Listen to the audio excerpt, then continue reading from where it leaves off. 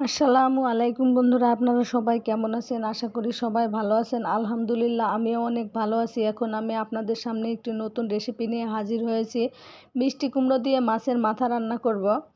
এখন আমি মাছের মাথা মিষ্টি কুমড়ো দিয়ে রান্না করার জন্য একটা প্যান নিয়েছি। প্যানে পেঁয়াজ দিয়েছি, তেল দিয়েছি। পেঁয়াজ হালকা করে ভেজে নিয়েছি। এবারে রসুন বাটা এবং আদা বাটা অ্যাড করে দিব। এখন আদা রসুনের কাঁচা গন্ধ যাওয়া পর্যন্ত আমি মশলাটা ভালোভাবে ভেজে নিব। এখন আমার মশলাটা ভেজে নেওয়া হয়ে গেছে। এই পর্যায়ে আমি গুঁড়ো মশলা অ্যাড করে দিব।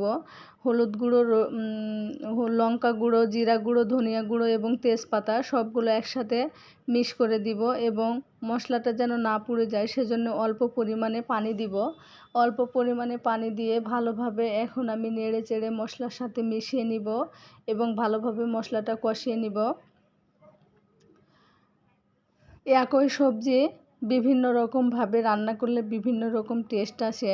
আপনারা একবার হলেও মাছের মাথা দিয়ে মিষ্টি কুমড়ো বাসায় রান্না করে দেখবেন, কেমন লাগে খেতে তা আমাকে জানাবেন। এ পর্যায়ে আমি পরিমাণ মতো লবণ অ্যাড করে দিব। দেখুন আমি পরিমাণ মতো লবণ অ্যাড করে দিলাম। এখন আমি লবণটা মশলার সাথে মিশিয়ে ভালোভাবে মশলাটা কষিয়ে নিব। দেখুন মশলার উপরে তেল ছেড়ে দিয়েছে। এই পর্যায়ে আমি মাছের মাথা অ্যাড করে দিব। দেখুন মাছের মাথাটা 2 মিনিট ভালোভাবে কষিয়ে নিব। আমি মিষ্টি কুমড়ো বিভিন্ন রকমভাবে রান্না করি। মাছের মাথা দিয়ে রান্না করলে আমার কাছে অনেক ভালো লাগে, তাই ভাবলাম আপনাদের সাথে শেয়ার করি। সেজন্য আমি আপনাদের সাথে শেয়ার করছি। মাছের মাথাগুলো হালকা হালকা করে ভেঙে দিব এবং কষিয়ে নিব। দেখুন আপনারা আমি কিভাবে মাছের মাথাটা কষিয়ে নিই। আপনারা বাসায় অবশ্যই এইভাবে ট্রাই করবেন। এবারে আমার মাছের মাথা কষানো শেষ। এবারে আমি মিষ্টি কুমড়ো দিয়ে দিলাম। এখন আমি মিষ্টি কুমড়োগুলো ঢেকে ভালোভাবে 5 মিনিট মতো কষিয়ে নিব। 5 মিনিট কষানোর পরে আমি পানি অ্যাড করব। দেখুন আমি ঢেকে ঢেকে মিষ্টি কুমড়ো 5 মিনিট মতো কষিয়ে নিলাম। দেখুন কষানোর কালারটা কীরকম হয়েছে। এবারে আমি মিষ্টি কুমড়োতে পানি অ্যাড করে দিব।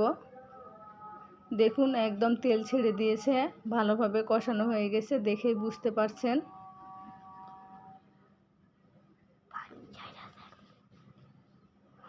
এই পর্যায়ে আমি মিষ্টি কুমড়োয় পানি অ্যাড করব।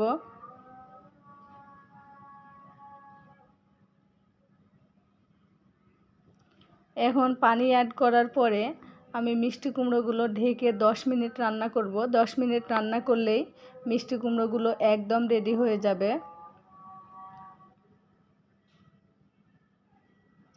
দেখুন আমার মিষ্টি কুমড়োটা হয়ে গেছে। এই পর্যায়ে আমি গরম মশলার গুঁড়ো অ্যাড করে দিব। এখন গরম মশলার গুঁড়ো অ্যাড করে দেওয়ার পরে এখন আমি ভালোভাবে নেড়ে চেড়ে মশলাটা মিশিয়ে নিব এবং 1 মিনিট মতো রান্না করে নিব। 1 মিনিট রান্না করলে আমার মিষ্টি কুমড়োটা অলরেডি রান্না হয়ে যাবে এবং আমি চুলা থেকে নামিয়ে নিব। দেখুন আমার মশলাটা মিশানো হয়ে গেছে।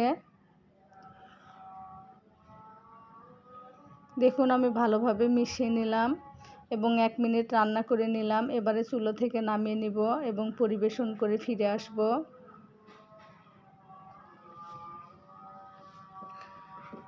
বন্ধুরা ভিডিওটি স্কিপ না করে সম্পূর্ণ দেখবেন, তাহলে এভাবে সবজিটি রান্না করতে পারবেন। আমি পরিবেশন করে ফিরে এসেছি। কালারটা দেখলেই বুঝতে পারছেন কি অসাধারণ লুক এসেছে, কি অসাধারণ সুন্দর হয়েছে।